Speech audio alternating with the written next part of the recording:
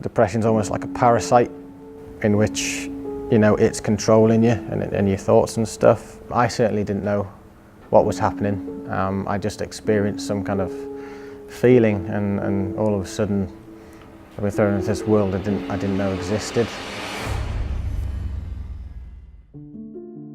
I'm Joe, I'm 26 and I'm a personal trainer. I had a friend who was my boxing trainer. He died in 2011 and then my granddad died a month later. That's when you go downhill quick, when it's just one thing after the other just hitting. Imagine you just keep running and someone just keeps tripping you up. I joined the military when I was 19. I don't think I was mature enough to understand. I was sort of a boy in a man's world. And yeah, it kind of started there. I'd go back and I sort of just started crying for no reason. It got pretty bad, and that's when sort of self-harming started. Didn't feel alive, didn't feel happiness, didn't feel sad, and sort of just went downhill. I wasn't particularly close to this person, but I rang her. All of a sudden, her and my corporal turned up at my room, and he eventually convinced me to go the mental health care on the base. Started getting therapy from there. Yeah. When I got towards the end of my military career, I was starting to improve in terms of mental health. That's when I started to really get back on track. And I just sit down and I just do sketches, I just draw.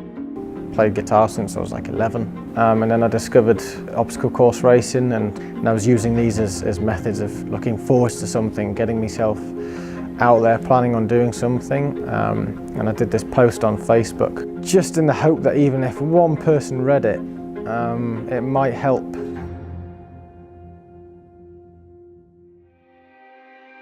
I had a mental health practitioner for like my entire time of depression throughout, and without her help, I would have crumbled pretty quickly. She had a way with words that sort of were very easy for me to answer and open up to.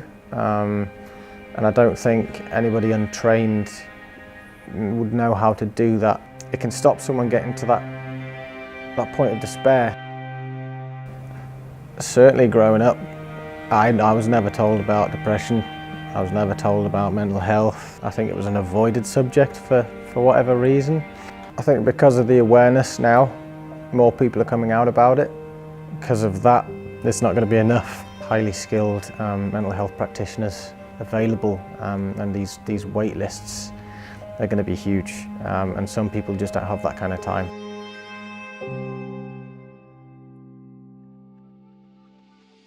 If you could go to someone who's got the cash qualification, and you know they're going to know what they're talking about, and you know they're going to empathise with you, sympathise with you, it's going to make them a lot more comfortable to approach.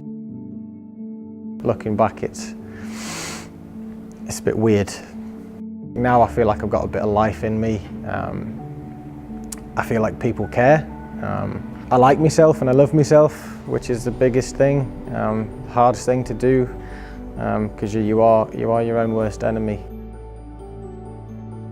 In August I'm off to Africa to look after some little orphaned rhinos, which is what I've always wanted to do since I've grown up, and then eventually, hopefully, I can get out there for good and do that, because I think that's me calling. I think as good as my life is now, that'll be happiness for me, yeah.